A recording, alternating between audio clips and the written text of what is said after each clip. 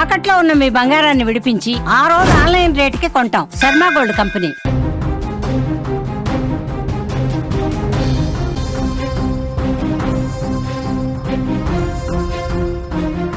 దొరికింది 3 శవాలు మాత్రమే. కానీ ఆ శవాలను పాతుతుంటే చూశామని చెబుతున్న సాక్షులు మాత్రం 7కు చేరారు. 50 ఏళ్ల భీమన్న అనే ఒక సాక్షితో మొదలైన ధర్మస్థల శవాల వేట కథ ఇప్పుడు కొత్త మలుపు తిరుగుతోంది. తాజాగా ఒక మహిళ 7వ సాక్షిగా తెరపైకొచ్చింది.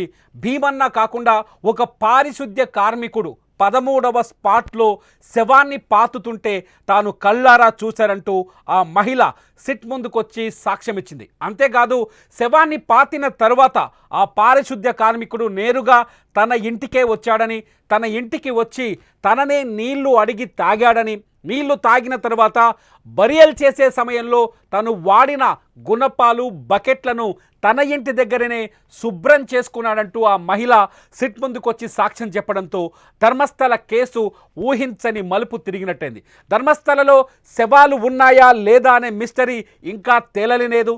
ఇప్పటి వరకు కేవలం 2 చోట్ల 3 అస్థిపంజరాలను మాత్రమే కనిపెట్టారు. ఒకటి స్పాట్ నెంబర్ 6, ఇక్కడ 2 పుర్రెలు అలాగే 30 ఎముకలు దొరికాయి. అట్లాగే స్పాట్ నెంబర్ 11 దగ్గర 11ఏగా కొత్త స్పాట్ని గుర్తించారు. బంగ్లాగడ్డ గుట్ట అంటారు దాన్ని. బంగ్లాగడ్డ గుట్ట లోపల ఒక శవాన్ని గుర్తించారు. అది మహిళ శవంగా ఐడెంటిఫై చేశారు. ఆ శవానికి సంబంధించిన చీర, చెప్పులను కూడా స్వాధీనం చేసుకున్నారు. ఈ 2 చోట్ల 3 శవాలు, 30 ఎముకలు తప్ప ఇంతవరకు ధర్మస్థలంలో ఎటువంటి శవం బయట పడలేదు, దొరకలేదు. ఇవన్నీ పక్కన పెడితే 13వ స్పాట్లో తవ్వకాలు జరగలేదు.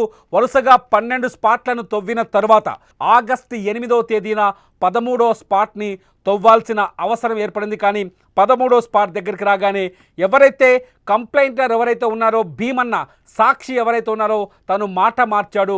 అక్కడ శవాలు లేవు.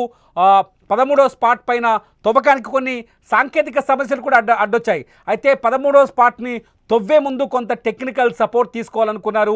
టెక్నికల్ సపోర్ట్కు రాకపోవడంతో కొత్త స్పాట్ వైపు తమ దృష్టిని మళ్లించారు. కొత్త స్పాట్లో ఇప్పటి వరకు అంటే మొత్తం 16 స్పాట్లు గుర్తించినట్లయింది. ఈ మిగతా స్పాట్లు ఎక్కడున్నాయని ఒక్కసారి చూస్తే ధర్మస్థలకి ప్రారంభంలో ఉన్న ధర్మస్థల గేట్కి, మెయిన్ గేట్కి దగ్గరలో ఉన్న బాహుబలి కొండల పైకి తీసుకెళ్లాడు. ఇది మెయిన్ రోడ్డుకి దాదాపు 1/2 కిలోమీటర్ లోపల ఉంటుంది. దాని బొలియార్ ఏరియా అంటారు, బొలియార్ ఫారెస్ట్ అంటారు. బొలియార్ అడవిలో ఒక 1/2 కిలోమీటర్ లోపలికి తీసుకెళ్లారు. నిన్న శనివారం సాయంత్రం వరకు తవ్వకాలు జరిగాయి. కానీ ఒక్క అస్థిపంజరం కూడా దొరకలేదు. భీమన్న చెప్తున్న మాటల్లో వాస్తవికత ఉందా? నిజంగా తను ఎవరినైనా దోషిగా నిరూపించే ప్రయత్నం చేస్తున్నారా? లేని హత్యలు జరిగినట్టుగా చూపించి అక్కడున్న కొందరు ప్రముఖుల పేరుని నాశనం చేసే ప్రయత్నం చేస్తున్నాడనే చర్చ ఇప్పుడు దేశవ్యాప్తంగా జరుగుతుంది. ఎందుకంటే ధర్మస్థల ఆస్థానం అనేది చాలా పరమ పవిత్రమైనది. దాదాపు మహాశివుడు పూజలు అందుకుంటున్నాడు. మంజునాథ స్వామి క్షేత్రంగా పరమ పవిత్రమైన క్షేత్రంగా గుర్తింపు ఉంది. సౌత్ ఇండియా నుంచే కాకుండా దక్షిణ నార్త్ అంటే ఉత్తర భారతదేశం నుంచి కూడా భారీ ఎత్తున ఇక్కడికి భక్తులు వస్తుంటారు. అటువంటి ధర్మస్థల ఇప్పుడు ఈ భీమన్న ఆరోపణలతో ఒక్కసారిగా శవాల దిబ్బగా మారిపోయింది. అక్కడ వందలాది శవాలు పాతిపెట్టారు.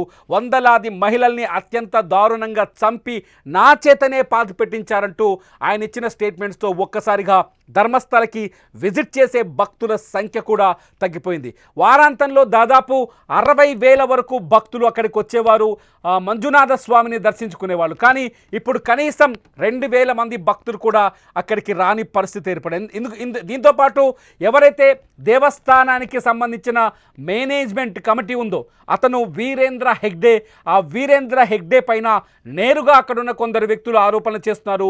ధర్మస్థలలో జరిగిన మారణ హోమానికి కారణం వీరేంద్ర కుటుంబం అంటూ కొందరు ఆరోపణలు చేస్తున్నారు. ఇప్పుడు ఈ భీమన్న కూడా ఆ ఆరోపణలని రుజువు చేసేందుకే, వాళ్ళు చెప్పడం వల్లే నేను శవాల్ని పాతిపెట్టాననే మాటని రుజువు చేసే ప్రయత్నంలోనే వందలాది శవాల్ని పాతిపెట్టానని ఈ భీమన్న చెప్తున్నాడు. కానీ భీమన్న ఇంతవరకు ఒక్క డెడ్ బాడీని కూడా అధికారికంగా తను చెప్పిన చోట చూపించలేడు. మొదటి నుంచి నేత్రావతి నది ఒడ్డున 8 చోట్ల తవ్వకాలు జరిపితే కేవలం 6th ప్లేస్ 6వ స్పేస్లో మాత్రమే 2 పుర్రెలు కొన్ని ఎముకలు దొరికాయి. అందులో ఆ ఎముకలు పుర్రెలపైన కూడా ఇంకా ఫోరెన్సిక్ రిపోర్ట్ రావాలి. ప్రాథమికంగా మహిళల ఎముకలని కొంత ప్రచారం జరిగింది, కానీ అధికారికంగా ఎటువంటి ధృవీకరణ జరగలేదు. ఇకపోతే 11వ స్పాట్ వరకు వచ్చేసరికి స్పాట్ని మార్చేశాడు భీమన్న. స్పాట్ని మార్చి అక్కడున్న బంగ్లా గుట్ట పైకి సిట్ని తీసుకెళ్లాడు. ఆ గుట్ట పైన ఒక చోట తవ్వకం జరిగితే అక్కడ ఒక చీర, చెప్పులు, కొన్ని ఎముకలు దొరికాయి. ఆ ఎముకలు కూడా ఒక పురుష శవానికి సంబంధించినవని కొన్ని రిపోర్ట్స్ తెరపైకి వచ్చాయి. అయితే అందులో కూడా ఆ హత్యలు 10 ఏళ్ల క్రితం జరిగిన హత్య కాదది, 2-3 ఏళ్ల క్రితం జరిగిన హత్య అని కూడా ప్రాథమికంగా ఆ విచారణకు వచ్చిన ఫోరెన్సిక్ అధికారులు తేల్చారు. ఆ డెడ్ బాడీని ఉప్పును పోసి డిఎన్ఏని కాపాడే విధంగా బకెట్లలో సీజ్ చేసి బెంగళూరులో ఉన్న ఫోరెన్సిక్ డిపార్ట్మెంట్కి తరలించారు. ఆ తర్వాత భీమన్న మళ్ళీ చూపించిన మొదటి 11వ ప్లేస్ అట్లాగే 12వ ప్లేస్లో కూడా తవ్వకాలు జరిపారు. అక్కడ కూడా ఎటువంటి డెడ్ బాడీ దొరకలేదు. ఇక 13వ స్పాట్కి వచ్చేసరికి కొంత టెక్నికల్ సపోర్ట్ అవసరమైంది సిట్కి. ఎందుకంటే 13వ స్పాట్లో కనీసం 10 అడుగుల లోతుకు అలాగే 20 అడుగుల వెడల్పుతో తవ్వకాలు జరపాల్సిన అవసరం ఏర్పడింది. ఈ 13వ స్పాట్ నేత్రావతి నది స్నానాల ఘాట్కి ఆనుకొని ఉంటుంది. స్నానాల ఘాట్కి అది ఒక ఆనకట్ట మాదిరిగా ఉంటుంది. అక్కడ తవ్వకాలు జరిపితే నదిలో ఉధృతంగా, ఇది వర్షాకాలం కావడంతో నీరు ఉధృతంగా ప్రవహిస్తోంది. అక్కడ తవ్వకాలు జరిపితే ఆ తవ్వకం వల్ల నది ప్రవాహం పైన ప్రభావం పడి అది మొత్తం ఇన్వెస్టిగేషన్తో పాటు ఆ తవ్వకాల పైన కూడా ప్రభావం కనిపించే అవకాశం ఉందని సిట్ చెప్పారు. దీనికోసం సిట్ ఒక కొత్త ఆలోచన చేసింది. ఈ ఆలోచన ఏంటంటే గ్రౌండ్ పెనిట్రేటింగ్ రాడార్. మీరు స్క్రీన్లో చూస్తున్నారు కట్టసి వీడియో ఒకటి. గ్రౌండ్ పెనిట్రేటింగ్ రాడార్ ద్వారా, ఈ రాడార్ సహాయంతో కొంత ముందుగానే ఎటువంటి తవ్వకం జరగకుండానే ఈ రాడార్ సహాయంతో భూమి లోపల అస్థిపంజరాలు ఉన్నాయా లేదా అని గుర్తించే ఒక ప్రక్రియని చేపట్టాలని, పెనిట్రేటింగ్ రాడార్ సహాయం తీసుకోవాలని సిట్ భావిస్తుంది. ఎందుకంటే 13వ స్పాట్లో ఒకవేళ తవ్వకం జరిగితే నీరు ఊటగా ఊరే అవకాశం ఉంది. అక్కడ నది ఏదైతే కర్రకట్ట మాదిరిగా ఉందో ఆ కర్రకట్ట తెగిపోయే ప్రమాదం ఉంది. ఈ పరిణామాల నేపథ్యంలో 13వ స్పాట్ తవ్వకం ఆగిపోయింది. అయితే ఇక్కడికి జీపీఆర్ రావాల్సిన అవసరం ఉంది. అయితే ఈ ఆగిపోయిన 13వ స్పాట్ చుట్టే ఇప్పుడు కథంతా నడుస్తుంది. ధర్మస్థలలో ఒక ప్రచారం మొదలైంది. ఒక మహిళ నిన్న సిట్ దగ్గరికి వచ్చింది. అక్కడ శవాన్ని పాతుతుంటే నేనే చూశానని సిట్ అధికారులకు నివేదించింది. తను ప్రత్యక్ష సాక్షినని చెప్తోంది. ఆ సాక్షి ఇంకొక మాట కూడా చెప్తోంది. అక్కడ శవాన్ని పాతిపెట్టిన వ్యక్తి ఒక పారిశుద్ధ్య కార్మికుడని చెప్తోంది. పారిశుద్ధ్య కార్మికుడు అంటే ప్రత్యక్ష సాక్షి ఉన్నాడు. ఇప్పటివరకు భీమన్నగా అతనికి కోడ్ నేమ్ ఇచ్చారు. ఆ భీమన్న కూడా గతంలో పారిశుద్ధ్య కార్మికుడిగానే పనిచేశాడు. 1995 నుంచి 2014 వరకు పారిశుద్ధ్య కార్మికుడిగానే అతను విధులు నిర్వహించాడు. ఆ తర్వాత ఆ ప్రాంతాన్ని వదిలి పారిపోయాడు. ఇదంతా ఆ పారిశుద్ధ్య కార్మికుడు ఈ పారిశుద్ధ్య కార్మికుడు ఒక్కడేనా అనే చర్చ కూడా ఇక్కడ మొదలైంది. ఇకపోతే ఈ మహిళ కంటే ముందు మరికొంతమంది 6 వ్యక్తులు, అందులో కొందరు మహిళలు ఉన్నారు, కొందరు పురుషులు ఉన్నారు. వాళ్ళు కూడా సెట్ దగ్గరకు వచ్చి ఒక భయంకరమైన విషయం చెప్పారు. 13వ స్పాట్లో శవాన్ని పాతిపెట్టిన సంఘటనను మేము కూడా కళ్ళారా చూసాం. అక్కడ ఖచ్చితంగా తవ్వకాలు జరపాలని వాళ్ళు కూడా సిట్ని డిమాండ్ చేశారు. సిట్కి మేము సాక్షులుగా నిలబడతామని చెప్పారు. ఇదంతా చూస్తుంటే ధర్మస్థలంలో మొన్న ఒక ఘర్షణ తలెత్తింది. అక్కడ కొందరు మీడియా పైన దాడి చేసే ప్రయత్నం చేశారు. తప్పుడు వార్తని ప్రసారం చేస్తున్నారు, తప్పుడు కథనాల్ని ప్రసారం చేస్తున్నారని. కానీ ధర్మస్థలంలో 2 వర్గాలు కనిపిస్తున్నాయి. మీడియా అక్కడికి వెళ్ళినప్పుడు చాలా స్పష్టంగా ఒక వర్గం గుడి యాజమాన్యానికి అనుకూలమైన భావనతో ఉంటే, అనుకూలమైన ప్రచారం చేస్తుంటే, రెండవ వర్గం ఈ హత్యలు జరిగాయనే విషయాన్ని చెప్పే ప్రయత్నం చేసి ఈ నేపథ్యంలోనే మీడియా పైన దాడి జరిగింది. ముఖ్యంగా యూట్యూబ్ ఛానళ్ల పైన అక్కడ ధర్మస్థలలో ఉన్న విషయాలని ఎప్పటికప్పుడు తమ ఛానళ్లలో వీడియోలు చేసి పెడుతున్న కొందరు యూట్యూబర్లను టార్గెట్ చేసి మరి కొట్టారు. ఇది కూడా 2012లో దారుణ హత్యకు గురైన సౌజన్య ఇంటికి సమీపంలో ఈ ఘర్షణ తలెత్తింది. ఇదంతా పక్కన పెడితే ధర్మస్థలంలో నిజంగా శవాలు ఉన్నాయా? ఈ 17 మంది సాక్షులు ఇప్పటి వరకు దొరికింది 3 శవాలు మాత్రమే. 100కు పైగా శవాన్ని పాతిపెట్టానని చెప్తున్నాడు భీమన్న. 10 ఏళ్లలో తాను 11 ఏళ్ళు మాత్రమే ధర్మస్థలంలో లేడు, మిగతా ప్రాంతం అంతా అతనికి బాగా తెలిసిందే. తను పాతిపెట్టిన స్పాట్లని 1 కాదు 2 కాదు దాదాపు 30 స్పాట్లను ఇప్పటికీ సిట్ అధికారులకు చూపించాడు. అందులో 13 చోట్ల తవ్వకాలు జరిగాయి. వాళ్ళు గుర్తించిన 13వ స్పాట్లో ఇప్పుడు రాడార్తో సెర్చ్ చేయాల్సిన అవసరం ఏర్పడింది. అయినా కూడా అక్కడ ఒక్క అస్థి పంజరం కూడా అధికారికంగా దొరకలేదు. ఒక్క అస్థి పంజరాన్ని కూడా అధికారులు గుర్తించలేదు. 13వ స్పాట్లో రాడార్ సహాయం తీసుకున్న డెడ్ బాడీస్ దొరుకుతాయా దొరకదా అనే టెన్షన్ ఒకటి కొనసాగుతోంది. భీమన్న చెప్పిన మాటల్లో వాస్తవికత ఉందా లేకపోతే అబద్ధాలు చెబుతూ మొత్తం ప్రపంచం దృష్టిని తన వైపు తిప్పుకునే ప్రయత్నం చేస్తున్నాడా? ఎందుకంటే ధర్మస్థల శవాల కథ అంతర్జాతీయంగా చర్చ జరుగుతోంది. అంతర్జాతీయ పత్రికలు కూడా వీటిపైన కథనాలు రాస్తున్నాయి. BBC లాంటి సంస్థ అక్కడ కొందరు సాక్షులను ప్రశ్నించింది. వాళ్ళు కూడా ఇక్కడ శవాల్ని పాతిపెట్టడం సహజమే అనే విషయాన్ని చెప్పిన సంఘటన మన కళ్ళ ముందు కనిపిస్తుంది.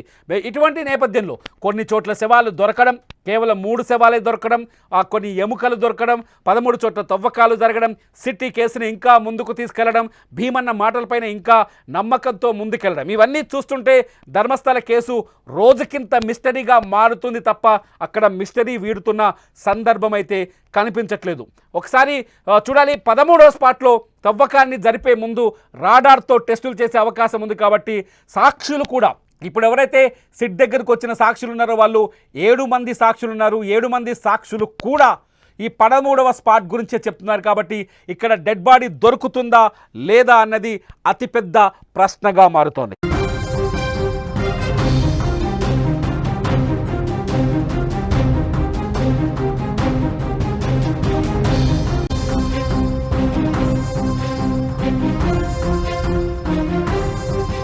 ధర్మస్థలంలో సిట్ విచారణను వరుసగా రెగ్యులర్గా ఫాలో అవుతున్నాం మేము సుమన్ టీవీ. అక్కడి నుంచి ప్రత్యక్ష ప్రసారాలు చేసే ప్రయత్నం చేశాం. కానీ ఎక్కడా మాకు శవాలు తేలినట్టుగా లేకపోతే సరైన సాక్ష్యాధారాలు దొరికిన ఆధారాలు ఎక్కడా కనిపించలేదు. కానీ కొన్ని చోట్ల కొంత మాత్రం సమాచారం బయటకు లీక్ అవుతుంది. అక్కడ శవాలు ఉన్నాయని, దొరికాయని, అస్థి పంజరాలు దొరికాయని. కానీ ధర్మస్థల ప్రజలు చెబుతున్న వాదననే, అంటే ధర్మస్థలకు అనుకూలంగా అక్కడున్న ప్రజలు, దేవాలయానికి అనుకూలంగా అక్కడున్న ప్రజలు చెబుతున్న మాటనే రుజుమవుతున్నట్టుగా మనకు అక్కడున్న రెగ్యులర్గా జరుగుతున్న విచారణను చూస్తే అర్థమవుతుంది. భీమన్న చెప్పిన మాటలన్నీ పచ్చి అబద్ధాలని కూడా మనకు అర్థమవుతుంది. అయితే ఇంకా ఆశాజనకంగానే ఇన్వెస్టిగేషన్ చేస్తోంది సిట్. ఎవరైతే ప్రణబ్ మహంతి ఉన్నాడో చాలా ఆశాజనకంగా ముందుకు వెళ్తున్నాడు. అతను చెప్పిన అన్ని చోట్ల తవ్వకాలు జరిపిన తర్వాతే తుది నిర్ణయం తీసుకుంటానని చెప్తున్నారు. సిట్ విచారణ కొనసాగిస్తోంది. సిట్ విచారణ ముందుకు వెళ్తోంది. సాక్షుల సంఖ్య 7కు పెరిగింది. తాజాగా ఒక మహిళ వచ్చి నేను శవాన్ని పాతుతుంటే చూశాను, పారిశుద్ధ్య కార్మికుడు, అతను మా ఇంటికి వచ్చి నన్నే అడిగి నీళ్ళు అడిగాడు. నీళ్లు తాగిన తర్వాత తను తవ్విన బకెట్ కానీ లేకపోతే శవాన్ని పాతిపెట్టేందుకు వాడిన గుణపం కానీ మా ఇంటి దగ్గరే కడుక్కున్నాడు, మా ఇంట్లో బకెట్ నీళ్ళతోటి అని చెప్పేసి ఆ మహిళ చాలా తను ప్రత్యక్షంగా చూసినట్టుగా చెప్తోంది. ఈ సాక్షుల మాటలు వింటుంటే ఏదో జరిగిందనిపిస్తోంది. అక్కడున్న ప్రజల మాటలు వింటుంటే, సిట్ విచారణ జరుగుతుంటే, పరిశీలిస్తుంటే, ఫాలో అవుతుంటే అక్కడ ఏమీ జరగలేదు, ఎటువంటి హత్య జరగలేదు అనిపిస్తుంది. మీరేమనుకుంటున్నారు? నిజంగా ధర్మస్థల శవాల కథ ఒక అభూత కల్పన అని భావిస్తున్నారా లేకపోతే అక్కడ హత్యలు జరిగే ఉంటాయని మీరు భావిస్తున్నారా? మీ అభిప్రాయం ఏంటనేది ఈ వీడియో కింద రాయండి. ఎందుకంటే ధర్మస్థలలో నిజాలు నిగ్గు తేలాల్సిన అవసరం ఉంది. అది హిందువులకు సంబంధించిన ఒక సెంటిమెంట్ ప్రాంతం. ఆ హైందవులు ఎంతో పవిత్రంగా భావించే మంజునాథుడు కొలువైన ఆ ప్రాంతంలో ఇటువంటి విచారణ, ఇటువంటి ఆరోపణలపైన మీ అభిప్రాయం ఏంటనేది ఈ వీడియో కింద రాయండి. ఈ వీడియో కింద మీ అభిప్రాయాలు రాయడం ద్వారా ధర్మస్థలలో నిజంగా నిజాలు వెలికి తీసేందుకు మీ కామెంట్స్ ద్వారా మద్దతు వస్తుంది. ఈ వీడియో చూసిన ప్రతి ఒక్కరూ ధర్మస్థల పైన తమ ఒపీనియన్ని, ధర్మస్థల కేసు పైన తన ఒపీనియన్ రాయటం వల్ల ధర్మస్థల పైన జరుగుతున్న విచారణ పైన నిజాల్ని వేగంగా వెలికి తీసేందుకు ఉపయోగపడుతుంది. మీరేమనుకుంటున్నారు? నిజంగానే ధర్మస్థలలో శవాలు దొరుకుతాయనుకుంటున్నారా లేకపోతే ధర్మస్థలలో ఈ శవాలు పాతిపెట్టామన్న ఆరోపణలన్నీ పచ్చి అవాస్తవాలనుకుంటున్నారా? మీరేమనుకుంటున్నారు అనేది ఈ వీడియో కింద టైప్ చేయండి. చూస్తూనే ఉండండి లైవ్ అప్డేట్స్ కోసం సుమన్ టీవీ డిజిటల్ లైవ్, అట్లాగే సుమన్ టీవీ లైవ్.